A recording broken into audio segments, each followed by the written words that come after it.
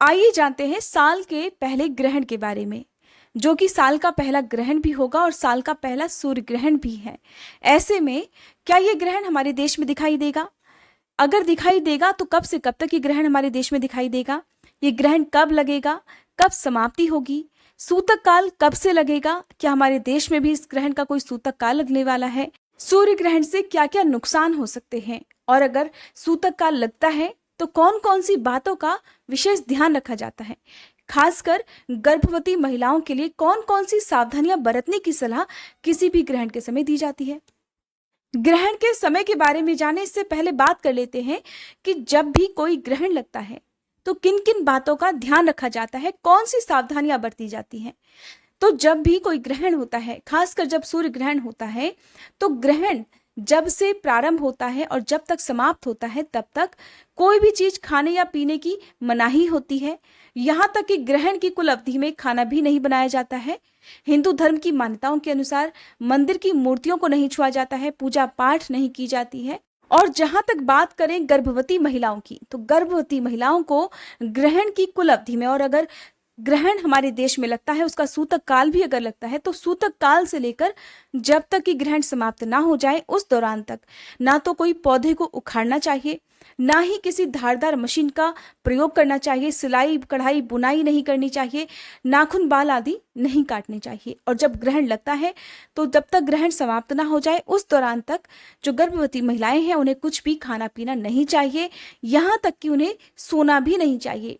घर के अंदर ही, जहां पर सूर्य की किरणें ना पहुंच पाए, तब घर के अंदर ही टहलने की सलाह दी जाती है और कुछ भी खाने पीने की मनाही होती है। लेकिन जब ग्रहण की अवधि ज्यादा हो जाती है, बहुत ज्यादा लंबे समय तक ग्रहण लगता है, तो आप ऐसे में दूध, फल या जूस वगैरह ले सकते हैं, क्योंकि ज्यादा देर तक भूखा प्यासा रहना किसी भी गर्भवती महिला के स्वास्थ्य के लिए, उसके होने वाले बच्चे के लिए नुकसानदायक हो सकता है।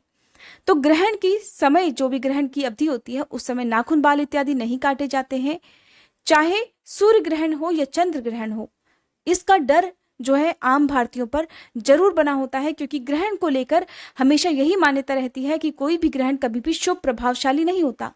इस ग्रहण का हमेशा अशुभ प्रभाव जीवन में जरूर होता है, चाहे किसी के जीवन में कम हो या ज्यादा हो। सूर्य ग्रहण से होने वाले नुकसानों के बारे में अगर बात करें तो किसी को अपने जीवन में बहुत भारी अपमान का सामना करना पड़ सकता है अगर ये ग्रहण आपके जीवन में प्रभाव डालता है, या बहुत ज्यादा किसी का आर्थिक नुकसान हो सकता है। शिक्षा प्रतियोगिता के क्षेत्र में जो लोग मेहनत कर रहे हैं, जो लोग चाहते हैं कि वो प्रतियोगिता के क्षेत्र में कामयाबी पाएं, हो सकता है कि उन्हें असफलता हाथ लगे। इसीलिए कहा जाता है कि किसी भी ग्रहण के समय, खासकर सूर्य ग्रहण के समय, कुछ सावधानियां बरतनी चाहिए, क्योंकि ग्रहण अगर दिखाई ना दे, हमारे देश में दिखाई ना दे, तो ग्रहण की समाप्ति के बाद कुछ काम जरूर करने चाहिए। ग्रहण की पूरी अवधि के समय घर में कलह क्लेश जैसी कोई स्थिति नहीं बननी चाहिए। घर का माहौल एकदम शांत होना चाहिए, खासकर उस घर में जहां की कोई गर्भवती महिला भी हो। सूर्य ग्रहण की अवधि में घर से बाहर निकलने से बचना चाहिए, क्योंकि इस समय ग्रहण से जो दूषित किरणें निकलती हैं उससे शरीर पर बहुत बुरा असर पड़ सकता है। और कभी भी किसी भी ग्रहण को नंगी आंखों से नहीं देखना चाहिए। इससे आंखों की रोशनी या तो कम हो सकती है या जा भी सकती है। अगर कोई गर्भवती महिला है तो सूर्य की किरणों से जहां तक हो सके आपको बचना चाहिए। हिंदू धर्म की मान्यताओं के अनुसार ग्रहण की अवधि में घर के सभी सदस्यों को चाहिए कि आप अपने किसी भी आराध्य देवी देवता को, जिनके ऊपर आपका अटूट विश्वास हो, उनसे संबंधित जो भी मंत्र है उसका मानसिक जाप आप कर सकते हैं, या आप सभी अपने अपने धर्म की किसी भी धार्मिक पुस्तक का पाठ कर सकते हैं। कोई भी धार्मिक पुस्तक आप ग्रहण की अवधि में पढ़ सकते हैं। ऐसी मान्यता है कि ग्रहण की कुल अवधि में यदि घर में खाने पीने का कोई सामान हो, भोजन, पानी, दूध वगैरह हो, तो उनमें या तो आप तुलसी दल रख दें, और या फिर आप उनको पहले से ही, ग्रहण लगने से पहले ही पूरा समाप्त कर लें, क्योंकि ग्रहण के समय ये भोजन सामग्री या दूध पानी वगैरह दूषित हो जाता है। इसीलिए धार्मिक मान्यताओं के अनुसार तुलसी दल इनमें रख दिए जाते हैं, क्योंकि हिंदू धार्मिक मान्यताओं के अनुसार तुलसी जी को बहुत पवित्र माना जाता है, और मान्यता है कि तुलसी जी अपने अंदर सभी दूषित किरणों को सोख लेती हैं। अगर आप तुलसी दल तोड़ना भूल गए हैं तो आप अपने आप गिरे हुए तुलसी दल भी पानी से धोकर उसे भोजन सामग्री में डाल सकते हैं। लेकिन जहां तक हो सके इस जो बचा हुआ भोजन है वो आप गर्भवती महिला को बिल्कुल भी ना दें। अगर आप खुद ग्रहण कर सके तो अच्छी बात है, नहीं तो आप जो भी भोजन बच जाता है उसे किसी जानवर को, कुत्ते आदि को आप डाल सकते हैं। आइए अब बात करते हैं साल 2022 के पहले सूर्य ग्रहण की। साल 2022 का पहला सूर्य ग्रहण जो है वो इस बार 2 तिथियों में लगने जा रहा है, जो कि इस बार वैशाख मास की अमावस्या को 30 अप्रैल शनिवार की मध्य रात्रि को 12:15 से प्रारंभ होगा और 1 मई की सुबह 4:07 तक रहेगा। क्योंकि ये समय ऐसा है जिसको लेकर लोगों के मन में दुविधा भी होगी, क्योंकि इस दिन अमावस्या भी है। तो हो सकता है बहुत से लोगों के मन में ये प्रश्न हो कि हम अमावस्या की पूजा आज के दिन करें या ना करें, अमावस्या की शाम को हम पूजा पाठ करें या ना करें, क्योंकि कहीं इसका सूतक काल तो नहीं लग गया होगा।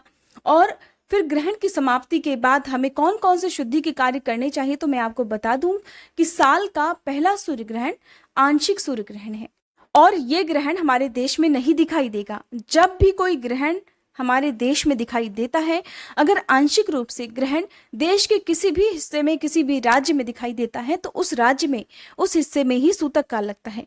अब जब आंशिक सूर्य ग्रहण है, और सबसे पहली बात, सबसे जरूरी बात कि ये ग्रहण क्योंकि मध्यरात्रि के समय लग रहा है, ऐसे में ये ग्रहण हमारे देश में मान्य ही नहीं होगा। क्योंकि जब ग्रहण दिखाई देता है, यदि इस समय हमारे देश में सूर्योदय हो रहा होता या सूर्य आसमान में दिखाई दे रहा होता, अब उस समय अगर ये ग्रहण लगता तो जरूर हमारे देश में इसका सूतक काल भी लगता। अब क्योंकि मध्यरात्रि का समय है, क्योंकि जिन जगह पर ये ग्रहण लगने वाला है उस समय वहां पर दिन का समय होगा, तो वहां पर इसका सूतक काल भी लगेगा। तो दुनिया के कौन कौन से हिस्से ऐसे हैं जहां पर ये ग्रहण दिखाई देगा, तो दक्षिणी अमेरिका के हिस्सों में, प्रशांत महासागर, अटलांटिक और अंटार्कटिका के क्षेत्रों में ये ग्रहण दिखाई देगा और वहीं पर इसका सूतक काल भी लगेगा। इसलिए ऐसे में चाहे गर्भवती महिला हो या आम कोई भी नागरिक हो, हमारे देश में ये ग्रहण जब दिखाई ही नहीं देगा तो आपको परेशान होने की भी आवश्यकता नहीं है। आप अपने सारे काम नॉर्मल तरीके से कर सकते हैं।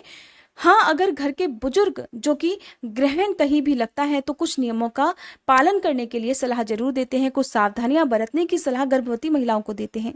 यदि आपके घर के बुजुर्ग आपको इन सब बातों को मानने के लिए कहते हैं तो आप उनका मन रखने के लिए कुछ नियमों का पालन कर सकते हैं। लेकिन आप अपने मन में ये डर बिल्कुल भी ना रखें कि आपने अगर कुछ इस अवधि में कुछ खा लिया, कुछ पी लिया तो उसका कहीं अशुभ प्रभाव आपके होने वाले बच्चे पर ना पड़ जाए। आप अपने मन में बिल्कुल भी डर मत रखिए, क्योंकि ये ग्रहण हमारे देश में कहीं से कहीं तक दिखाई नहीं देने वाला है। हो सकता है आपको बहुत सारे लोग ये बताएं कि आपको ग्रहण की अवधि में ये काम करने हैं, आपको सूतक काल के नियमों का पालन करना है, तो आप ऐसा बिल्कुल भी ना करें, क्योंकि ये ग्रहण दिखाई नहीं देगा। आप अपने डेली रूटीन के काम भी कर सकते हैं। ग्रहण की कुल अवधि में आप जैसा काम चाहें वैसा कर भी सकते हैं। हालांकि रात का समय है तो सभी लोग इस समय सो रहे होते हैं, कोई भी जागता नहीं है। फिर भी यदि आप जागते हैं तो आप बिल्कुल भी परेशान ना हो। अगर आपके मन में फिर भी कोई दुविधा है और अगर आपने सूतक काल के नियमों का पालन नहीं किया है, घर के बड़े बुजुर्ग परेशान हैं, आपको सावधानियां बरतने की सलाह देते हैं, तो आपको ग्रहण की समाप्ति के बाद यानी कि 1 मई को आप सुबह जब सोकर उठें, हो सके तो जल्दी उठकर स्नान आदि से निवृत्त हो जाएं, घर की साफ सफाई करें, घर के हर कोने में और मंदिर में गंगा जल छिड़के, भगवान की मूर्तियों को स्नान कराएं और खुद भी साफ स्वच्छ वस्त्र धारण कर पूजा करें। और आप आज के दिन कुछ ना कुछ दान अपने हाथों से जरूर करें। गर्भवती महिलाओं को किसी भी ग्रहण की समाप्ति के बाद दान करना चाहिए। ऐसा करने से एक तो दान का जो पुण्य है वो आपके होने वाले बच्चे पर भी पड़ता है और आपको खुद भी मिलता है। दान हमेशा हर स्थिति में पुण्यदायी ही होता है। दान का कभी कोई अशुभ प्रभाव किसी के जीवन में नहीं होता है। यदि आपने सच्चे मन से, श्रद्धा और सम्मान से ही दान किसी व्यक्ति को दिया है तो वो दान जरूर फलदायी होता है। ऐसे में आप चाहें तो ग्रहण की समाप्ति के बाद एक समय का भोजन किसी के घर बन सके इतना अन्न किसी निर्धन जरूरतमंद व्यक्ति को दान में दे। और क्योंकि गर्मी का मौसम है, गर्मी बहुत ज्यादा पड़ रही है, तो ऐसे में आप मिट्टी का घड़ा पानी से भरकर, शुद्ध जल से भरकर आप किसी योग्य व्यक्ति को दें। हो सके तो आप मंदिर में भी इस मटके का दान कर सकते हैं या आसपास कहीं ठंडी छांव में इस घड़े को रख सकते हैं, ताकि कोई राहगीर अगर पीना चाहे तो वो पानी पी ले, या फिर आप जानवरों को, बेजुबान जो प्राणी है उनके लिए पीने के पानी की व्यवस्था अपने आसपास कर सके। ऐसा काम आप ग्रहण की समाप्ति के बाद जरूर करें। ये थी आज की वीडियो। उम्मीद करती हूँ ये जानकारी आपको पसंद आई होगी।